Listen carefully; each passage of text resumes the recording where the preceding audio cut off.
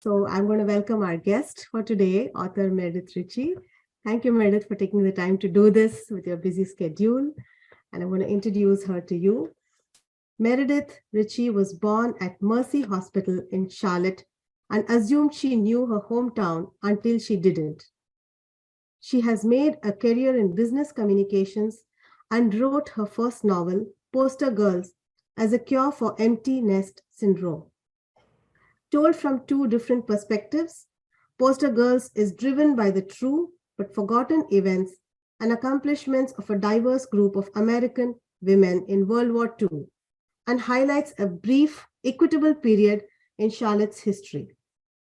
Meredith is a 2020 recipient of the Charlotte Ledger's 40 over 40 awards, and her novel Poster Girls was selected as 2022 Best of the Nest for Fiction.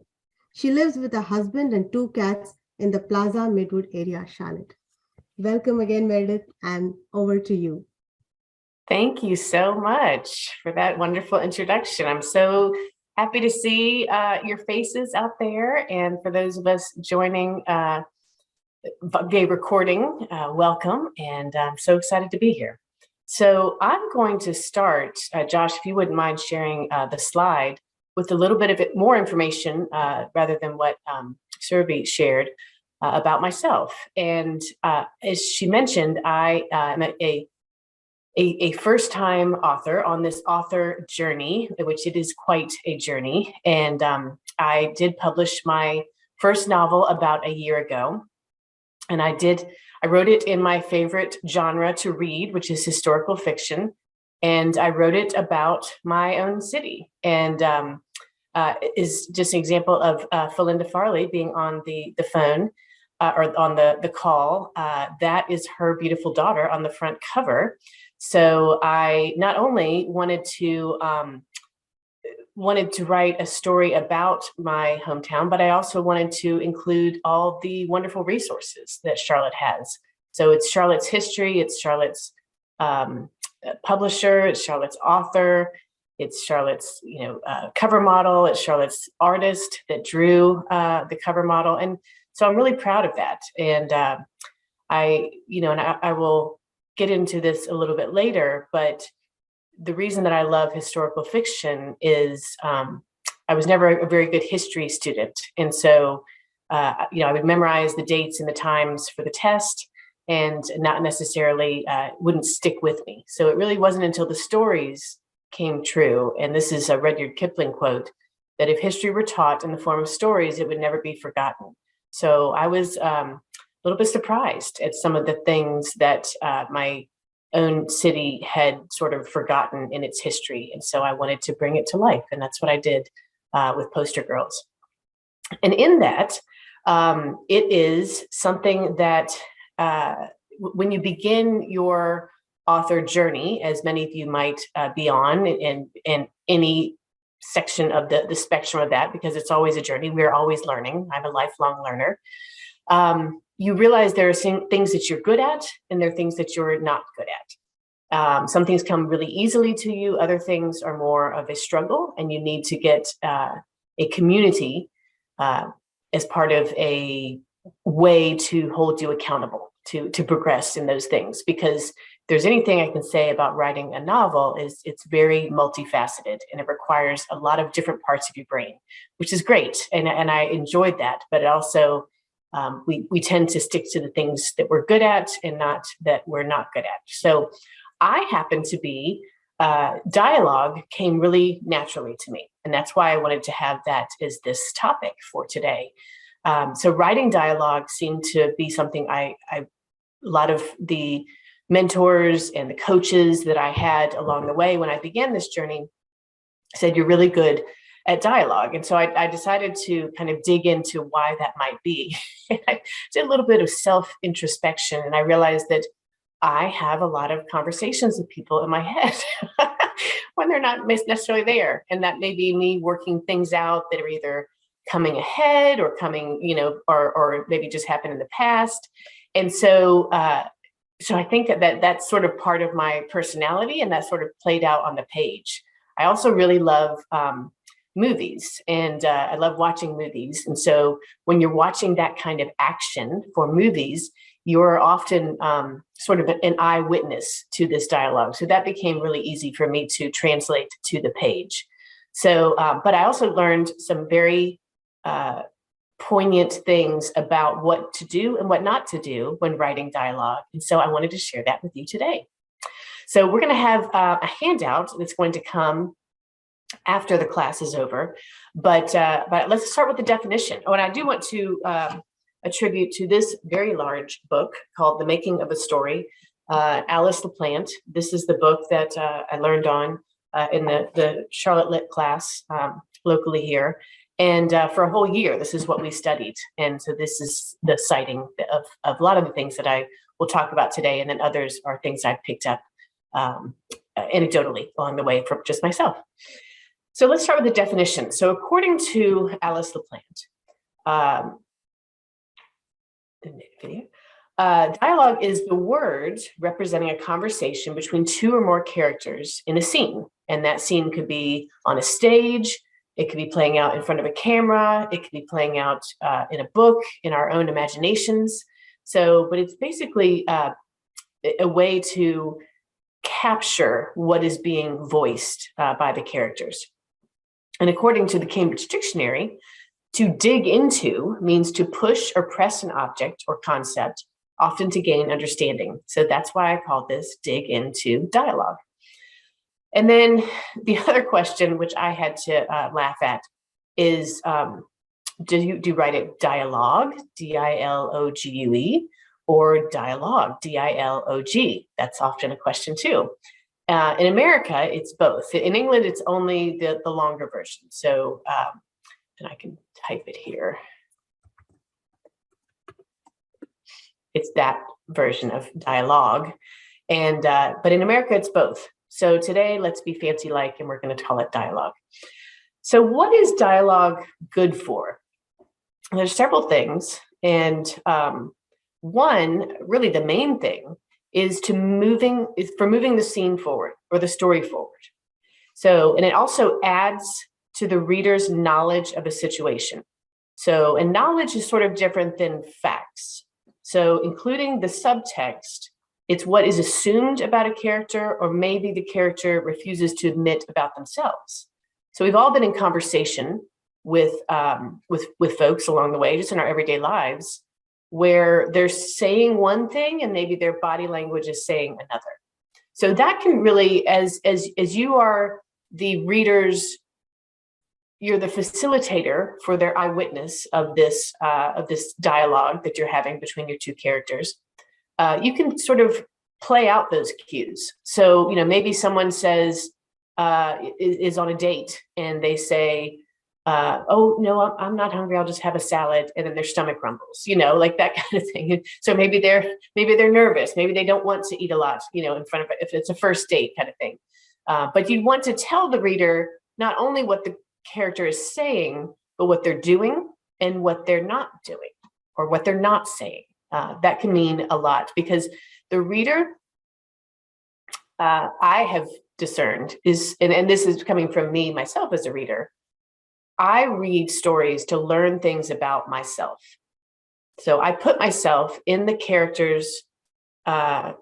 Sometimes it's the protagonist, sometimes it's other characters, but I put themselves in their situation. And often maybe it's in harm's way, maybe it's an adventure story, what have you. But I put myself in those situations to see how maybe I would react, to compare my behavior to that protagonist. And so that is, I really think that's kind of why we read stories. That's why we've told each other stories for so many years. It's sort of a safe way to have adventures, and then to use that knowledge to then approach our true lives. So moving the story forward and adding to the reader's knowledge of a situation. That's what dialogue is great for. It's also great for revealing something about the speaker's personality. And then dramatizing the relationships between characters and what they choose to do to one another can tell you a lot about the characters as well. And then also, the really good trick with dialogue is pairing it with gestures and habits and tics. So what I did in understanding my characters was I interviewed them. So I really, which again was me having conversations with fake people in my head. So I had my characters. I did a storyboard. So I had pictures of them, and I found pictures of them from Pinterest that I liked. And so that helped me visualize what they might look like. And I drew lines for how they would connect with one another, how they related to one another. And so I would look at the picture board, and then I would, and then I basically interviewed them. I asked them it was probably about 40 or 50 questions that I asked each of them. So I took it one day at a time. Again, this is part of the research for any novel. Maybe you want to start it before you actually start writing the novel. I took it one at a time, and one day at a time, and I asked each character these 40 questions, and I wrote down their responses, and then I created a big book of that. That was sort of, and oftentimes later on when you get stuck, and you will get stuck, I would go back to that information that I had written down at the time. I might have forgotten that I even had answered it that way, and it would help me get unstuck in advancing the story. So, but one thing that, so it's one of the questions I'm trying to remember. This is not a character development, but it is pertinent because it was asking what is inside the character's purse. That tells a lot about a person. Are they obsessed with hand lotion? Do they wear glasses? Do they, anything that would help the reader kind of visualize that person, or that's relative to their character. So that was one of the kind of benign questions that were there. There are others that were sort of, what are your biggest fears? Really getting into kind of the psychology of the characters. But it was a great way to also uncover their gestures and their habits and their tics. So you might notice I speak a lot with my hands. So that might be something that, if I was writing about a character that was similar to myself, is I would say something and then my hand would flutter up in the air. So that the reader can now visualize not only what this person is saying, but now they're moving around. Now that they're having, you really feel like that eyewitness that your reader is to your story. So also, in advancing your story, there's this interesting, when you start learning how to write fiction, you realize that there's something called showing and telling. And there's a lot of back and forth and theory about how much showing you should do and how much telling you should do. So telling involves narration. And when you have historical fiction, you have this almost the need to get these facts out. You want to, but you have to kind of put them out nicely, kind of almost like you're setting a table for the reader. So instead of just, throwing them all onto the table in one big dump of a paragraph, that can really make the reader go, oh, okay, there's an author back here, and they're trying to teach me something. They're trying to tell me something. So it's sort of, as a writer, you want to make sure that you're in the background. So you don't want to give a big data dump that kind of takes the reader out of the story and realize, oh, there's a person back here that's trying to throw a bunch of facts out. So you do want to kind of pepper them in. So telling involves narration, and it is sort of the facts and the history, especially with historical fiction, or the backstory. So if you use too much narration, it can feel to the reader as a data dump to push the story forward. It can also make the author's voice appear, which is something you want to avoid. So that's what telling is about. And so you can also use your characters to do the telling for you. Then they could actually take part in your narration in their own dialogue. So that's a trick that you might want to play out. And then there's showing. So we learned what telling is. Now we'll learn a little about showing. So showing involves action. So think short sentences and character quotations that stick out to the reader, making them feel like they're an eyewitness to that action. So telling through concise narration can set up a scene beautifully and give the reader everything they need to know to understand the unspoken words that play out in the dialogue. And dialogue is all about showing, but again, you can pepper in some telling in there, but avoid dialogue that states the obvious. This is something that, I think is if anyone ever wrote as a child, between two characters, you might think, avoid, dialogue that states the obvious. Like, I think, we are sisters, and sisters sometimes fight. You don't need to say that. Two people don't talk like that. So your sister knows she's your sister. You don't have to say that. That's not revealing something that two people would ever say to one another. And also, what you think. So I think when I was first learning to sort of hone in my dialogue skills, I would write things like, she thought this, or she believed this, and you could take those out. So there's no need to say that. She knows what she thinks. She knows what she believes. You don't have to say that. Just say take that first part out of the sentence and just say, because the reader is in your character's mind. So your reader doesn't need to understand that this is what your character thinks or feels. And she certainly, I'm using female characters, I could use male too, but he certainly doesn't need to say what he thinks, or state it as what he thinks, unless it's part of the argument. So state what your character thinks without using the phrase, I think. And that's real dialogue. It's also, people talk in much shorter sentences. So what if you wrote, instead of that long sentence, I think we are sisters, and sisters sometimes fight, maybe you just shorten that sentence to, she gave a light shrug and said, sisters fight.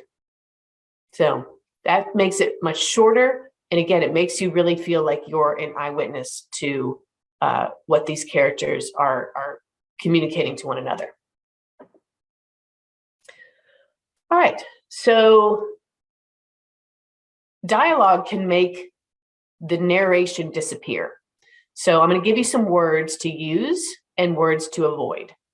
There is definitely a school of thought that you want to use, wonderful prose and flowery terms, and those make writing so beautiful. And I have realized, as Survey said, I was sort of trained in my career as a business writer. And when you write in the business world, it's sort of like the most words wins. It's a lot of that's and does and ofs and a lot of ways to lengthen, sort of like legalese, lengthen a thing to say. And when you're writing fiction, it's more poetic. It's definitely shorter words. It's taking away the passive sentences. It's using action verbs that truly make the action come to life for the reader. So to facilitate the reader's understanding of who is speaking and when, that's a big part of dialogue. So if you are, throwing out all these quotes that are happening with your authors, your characters, and I've actually seen this done in Hemingway. So in older writings, they actually had paragraphs where two people are talking and it's in the same paragraph. And I haven't seen that done since then. So maybe that was more of a, you had to keep track, or maybe it's just two people talking. But when you have like a whole, room full of people that might be speaking, you want to make it as easy as possible for your reader to kind of track what is being said. So save the flowery words, descriptive prose. Avoid using dialogue narration that pulls the reader out of the action. Words like hissed or exploded, sneered, or chuckled. Just keep with said and asked. It sort of makes the reader starts reading those words so often that they sort of disappear. And it doesn't take them out of the action of the eyewitness of the dialogue itself. So just using said and asked. If you really have a need to express the volume of how this person is speaking, then occasionally use shouted or yelled or whispered. That is fine too. So that is sort of like expressing how the words are coming out. Also, people rarely speak to each other in full, complete, and grammatically correct sentences. People leave the perfect sentence structure to your telling paragraphs, not your showing dialogue. So too many words can take the reader out of a scene, and the reader is there for the action, to be an eyewitness to the action, not for a grammar lesson. So they will, everything needs to be perfect in the writing part of it, or the telling part of your story, but not necessarily showing how people talk. For that, you might want to listen to a conversation. There was an instructor in one of the classes that I took that would talk about being at dinner with their husband. And often he would look over and go, "You're not listening to me at all. You're listening to the conversation next to us." So this writer would take into account, she would sort of be like a, what is it? Not like a zookeeper, but just like an observer to the extreme, and would often use maybe conversations that were happening at the table next to them, not only as examples of how people talk to one another, but also what they were talking about. And those might be part of her next story. So I thought that was brilliant. You should also write your dialogue. So now we know that we take a, we try to eliminate the flowery language in writing it out. But we also write like we speak. So people use contractions when they speak. You should also avoid exclamation points unless the speaker is truly shouting, or capitalized words, sort of like the same thing you would do when writing an email message. Another way that you can sort of, measure what you're writing would be to say it out loud and judge it for yourself. So is it hard for your mouth to form all those words together? Think about how hard it might be for the reader to read it. Speechwriters do this a lot. They will say their words out loud, and the people that they're writing for might say, you need to shorten this. This is too many words. I can't. It has to be. People only absorb so many words, especially if they're hearing it audibly. So, does it sound like you are a narrator and a proper professor when you speak your dialogue out loud? Or does it sound like you're a person that's having all the feelings and having this conversation that's happening between the character that they're in the scene with? And so, combine words into contractions where you can. So a great example is it's, IT''S. That's really how we speak. I mean, I don't think I have said it is hardly any at all in this short time, 25 minutes that we've had together. So a lot of people talk with the word it's. So that should be, those kind of contractions should be, unless it's a very, you can match the words to the character. So imagine how these two characters act, including their speech patterns. So how would you write out the words that a proper English lady asking for a refill in her delicate cup at tea time would speak? She may speak without contractions. She may speak with extra words in them. And that may be part of her dialogue. And that may signal to the reader who is speaking. Now imagine a greasy mechanic shouting orders from underneath his 10th car of the day. This poor guy is tired. He's tired of saying words. He just wants to have the shortest words that he can get to get his point across, so he can get home and out from underneath these cars. So that may be, your reader's motivation may be part of what words they choose to put inside their quotations. So we also have effective. So in that same strain, we have effective dialogue versus dialect. And so when I was writing my story, Poster Girls, I did have a character that was from Poland, and was an immigrant from Poland. And so I had to give her a dialect. And so with that, I first listened to a Polish speaker speaking English, and I got some examples of maybe participles or words that they would drop. So oftentimes they would not say the word the or a, they would just leave that out. And then maybe I picked one more thing that, and I was very prescriptive about it. I wanted to make maybe at the most two things that this person, that made the reader recognize that this person spoke a little bit differently. And so that came through when they were speaking, and I was consistent in it. And you don't want your reader to, you never want your reader to see where you've kind of made a mistake or been inconsistent with that. But you don't have to overdo it. So if a character speaks English as a second language or with an accent, pick 2 or 3 ways to consistently represent this lilt, but do not overdo it. So it doesn't need to be perfect to get the point across to the reader, but it does need to be consistent. And so you can also stretch dialect too far, risking over appropriation or verging on prejudice, which we do not want to do. So use that dialect to flesh out your characters and give, have it be a representation of their backstory, which is definitely a part of who they are, but do it without offending your readers. There's just no reason to go overboard with it. So the other way to do it is write it like you see it. So visualize your characters speaking to one another. Imagine how they are dressed, how they carry themselves.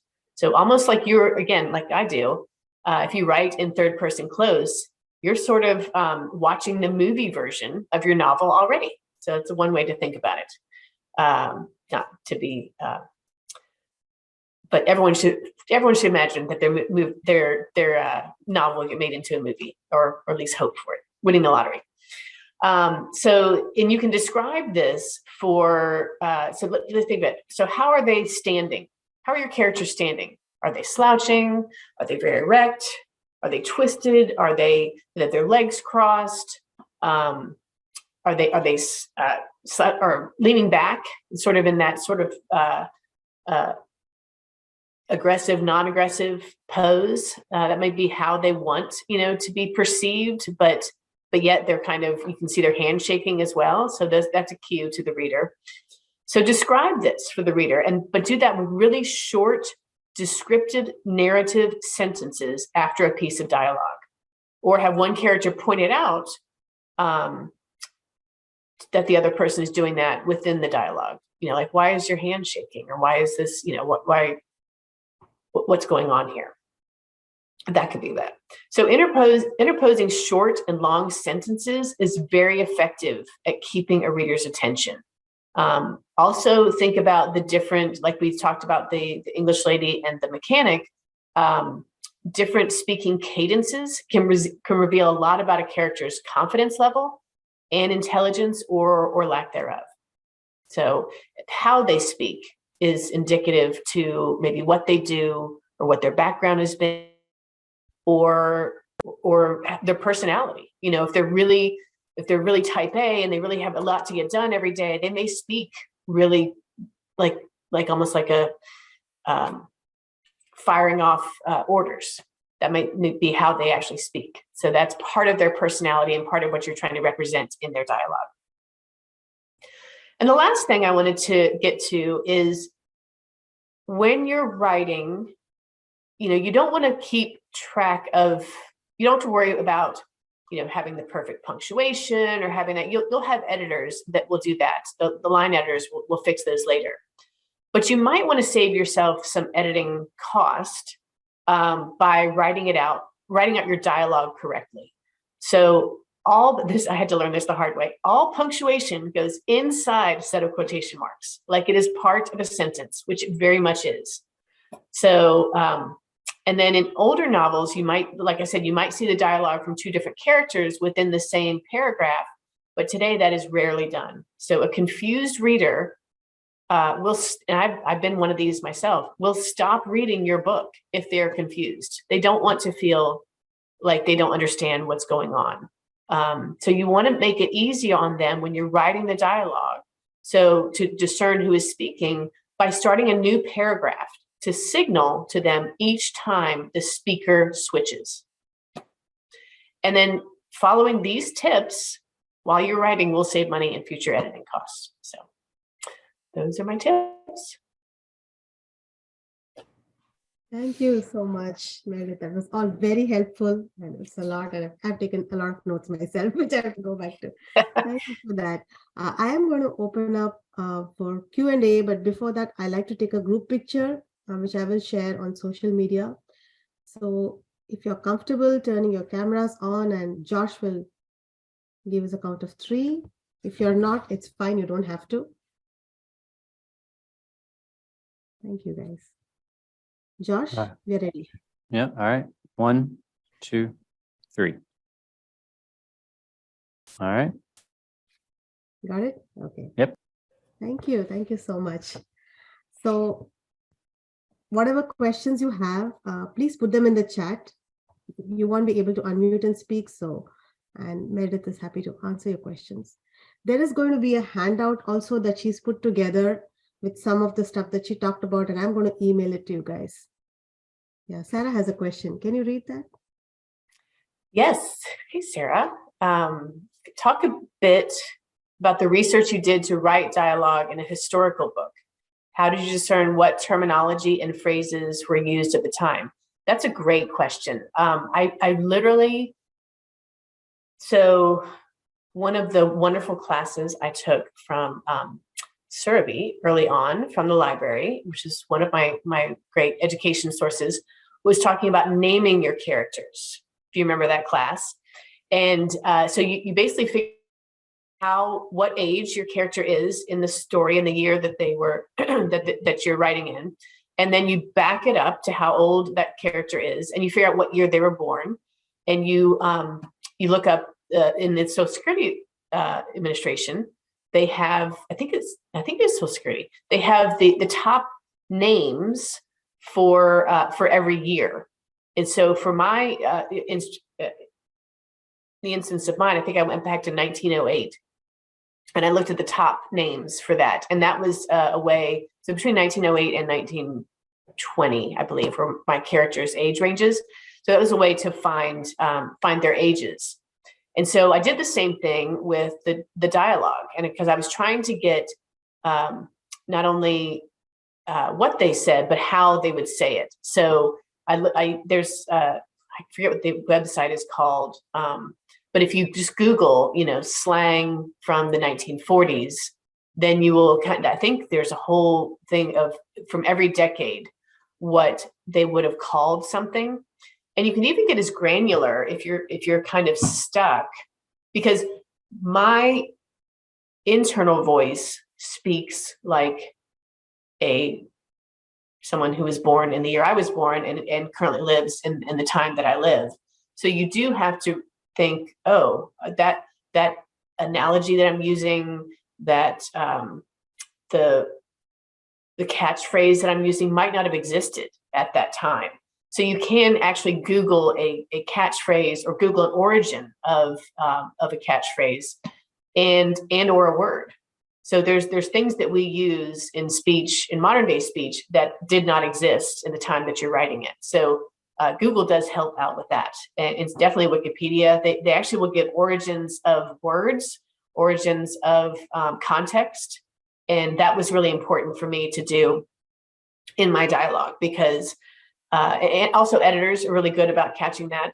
They will look up everything, Google everything that you have done to kind of test it to see. I will give you an example. In one scene of my book, it was the main character was sitting down with her twin girls, and they were talking about their teacher. And so the teacher insisted that she be called Ms. She was not married, so that she be called Ms. And the girls were very insistent that then the mother does not call her Mrs. or Miss, but Ms. And because obviously it had been drilled into the poor children. And so someone said, well, that wasn't, the term Ms. wasn't out there until the 70s or what have you.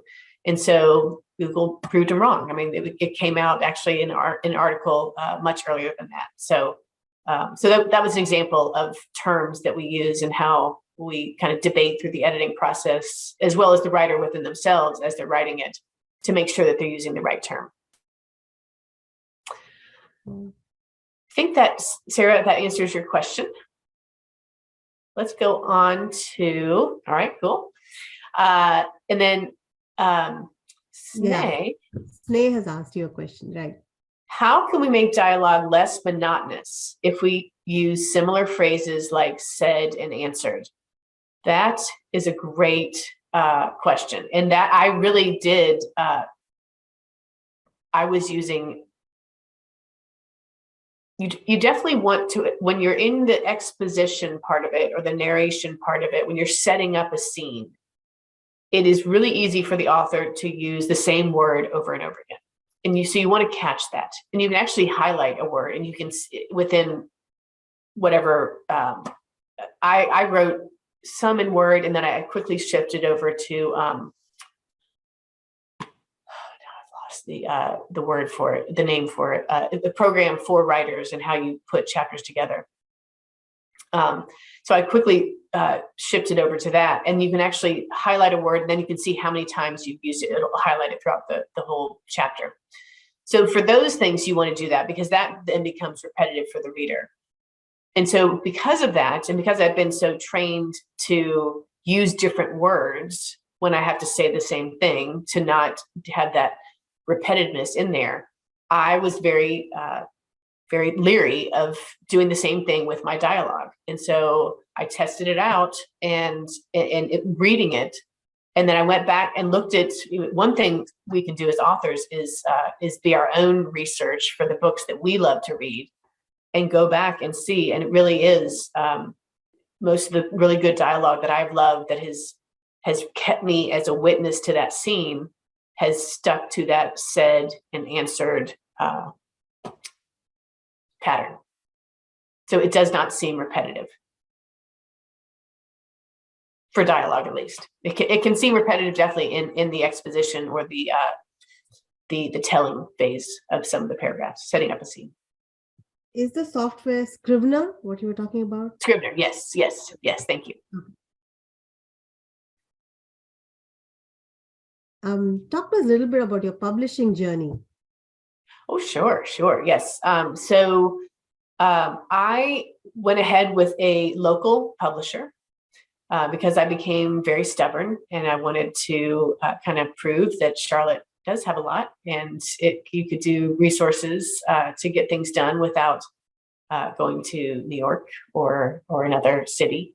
So I was introduced to Warren Publishing, and really liked them and liked their approach to getting out books, and that's who I also, with their publishing model, I was able to keep some of the creative licensing for my novel. So I was still able to choose the title. I was still able to choose the cover. That was that was a mission that I wanted to be able to have some creative licensing, or keep creative licensing that I might have lost had I gone with a traditional publishing model. So that would have been outside of Charlotte. I don't think that there's any traditional publishers that are in the Charlotte area. Yeah, thank you. There's another question from Kathleen. Oh, yes, Kathleen asked, do your characters reveal their dreams with dialogue or exposition? Any tips for that? Oh, that's a great, yes. So how you get that internal, those internal fears or wanting that the character maybe doesn't reveal. So you could either do that with an accusation by the person they're talking, maybe the person that they're talking to can voice that for the reader. Like they want to, know, well, what are your motivations behind what you're saying? Tell me more, kind of thing. So that's a way that they can do that. And then they can voice it, or they could talk about it in terms of why they're being hesitant, but just keep it shorter. So I did read a a complaint by an agent one time when I was stalking 8 different agents. And it says, if I read one more opening scene, and I realized that that's sort of how my book opened. So I modified it a little bit, and it became better. But you do realize that people do sometimes it is easier to start with a dream because that does reveal so much about our characters. But maybe just refrain from putting all of that into one paragraph, because it might feel like kind of a data dump, even though it's not data, it's truly how that person feels. But maybe pepper it along with other things that they might be worried about in the chapter. Thank you. Are there any more questions? Just hang on for a minute or two.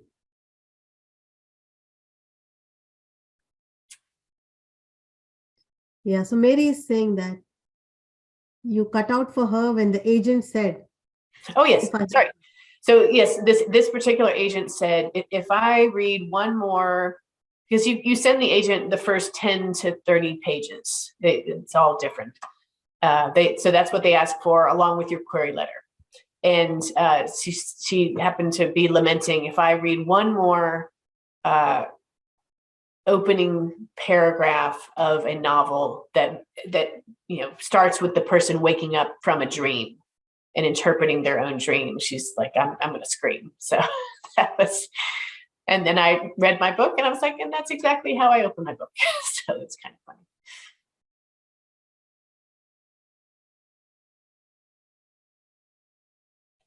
All right. Yeah. Felinda says, I'm enjoying learning more about your technical background and the art of writing. It truly is an art. And you can, the cool thing about art and what I've learned is that you can play with it. You can experiment, try different ways of doing it, try different ways of having your character speak. You can even change it. Maybe it does change the way that your character speaks or what they reveal, their cadence in their dialogue. Maybe that does change as the book advances, as you become a better writer, as your book advances. But and then that's what the editors are for. They'll go back and make it more consistent. After you kind of find the right place. I did, along with the Alice LaPlante book. I did love the Bird by Bird writing book by Anne Lamott. Was wonderful in just sort of helping me understand that writing a novel is like a puzzle. It's just a lot of puzzle pieces, and each chapter is a piece of that puzzle. So sometimes chapters and sometimes dialogue is really hard to push through. And so she says, just write nonsense for the dialogue. Just get past whatever that scene is and keep writing. Don't let that be your. And this is where. So I was good at the dialogue part. I would get stuck at the discipline of writing was really hard for me. So I had to have an accountability group or a writing cohort that I knew was expecting a chapter or some kind of work from me at a certain time. That was really helpful. But also just, pushing through a scene to get to the next one, or maybe writing around a scene. So maybe you write,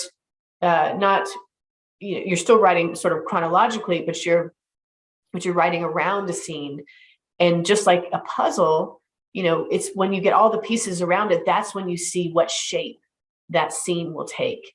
And then you can actually go find it, not only by the color and the, how big it is or what have you, or the pattern, but you can actually find that puzzle piece by its physical shape because you know everything that's around it. And so that really helped me do some of the more difficult scenes that I had to write. Oh, well, Mary, God bless you. Where can we get your book so that you receive the most money for it? You must be an author yourself because you understand that that's a very poignant question. That would be Warren Publishing. So that is my publisher, my local publisher. So if you go to Warren Publishing, and I can even, actually you can go to, and this will be in the handout that I give at the bottom, it's meredithritchie.com, which is my website. And that has a direct list, a link to Warren Publishing and where to buy it. So thank you. Okay. And I do believe that the Charlotte Library also has 10 copies. So. Yeah. Mary doesn't live in Charlotte, but Yes, yeah. I do. Oh, Mary does not. Okay, yes, thank you. But yeah, I can share the link with you, Mary. That's not a problem. I don't see any more questions in the chat, so I am going to wrap this up. Thank you so much, Meredith, and thanks to all of you for being here with us